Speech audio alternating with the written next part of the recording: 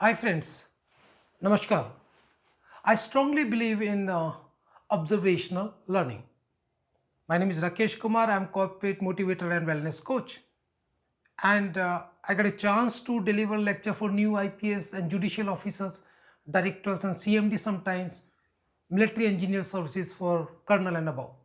So what I'm trying to say कि मुझे उनसे जब मिलने का मौका मिलता है तो वो अलग से बात करते हैं as a parents, respected ladies भी एंड जेंट्स भी। तो लेडीज के बारे में तो ये है, जो मदर है, mother is the only God one can see. ये तो हम जानते हैं कि माँ ही ऐसा भगवान है जिसको हम देख सकते हैं। तो उनके बारे में इतना लिखा गया है, समझा गया है, समझाया गया है कि जरूरत ही नहीं है उनके बारे में कोई शब्द और कहने की।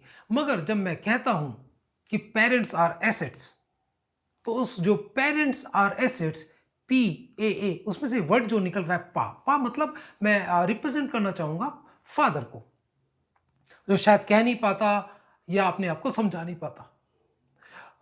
वाकई चलती हुई सांसें क्या जिंदगी है? क्या रोजमर्रा की ड्यूटी को परफॉर्म करना जिंदगी है? नहीं।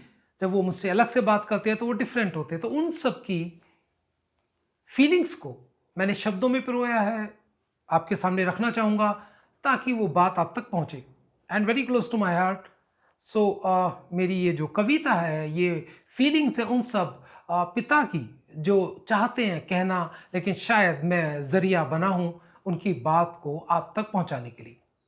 तो चलिए, ज़्यादा वक्त ना लेते हुए मैं ये बात कहूंगा कि आप तक पहुंचे और आप उनकी फीलिंग्स को समझे, फादर की फीलिंग्स को बच्चे भी समझे, समाज भी समझे और उनके चाहने वाले भी समझे कि अंदर से वो क्या सोचते हैं। सो ऑन दैट नोट, कि अब फिर से जीने की ख्वाहिश है मेरी भी, जिंदा तो मैं कई सालों से हूं। अब फिर से जीने की ख्वाहिश है मेरी भी, जिंदा तो मैं कई सालों से हूं। हालात कुछ भी करके चले जाते हैं, मैं सब्र कर लेता हूं। हालात कुछ भी करके चले जाते हैं, मैं सब्र कर लेता हूं। खुश होकर परेशान तो मैं अपने नए ख्यालों से हूं। खुश होकर परेशान तो मैं अपने नए ख्यालों से हूं। मेरे अपने सो कॉल्ड, है ना, जो मुझे प्यार करते, मेरे अपने भी अब मुझे सिर्फ और सिर्फ जिंदा ही देखना चाहते हैं। मेरे अपने भी अब मुझे सिर्फ और सिर्फ जिंदा ही देखना चाहते हैं। हैरान हैरान तो मैं ऐसे चाहने वालों से हूं। अब फिर से जीने की ख्वाहिश है मेरी भी। आई इंसिस्ट, अब फिर से जीने की ख्वाहिश है मेरी भी, जिंदा तो मैं कई सालों से हूं। कई सालों से ना मैंने खुद को चाहा, ना खुद को अपनाया मैंने, बल्कि अपनों को ही अपना बनाने में वक्त गंवाया मैंने। अब और नहीं शर्मिंदा करूंगा, अब और नहीं शर्मिंदा करूंगा खुद को इन सवालों से मैं।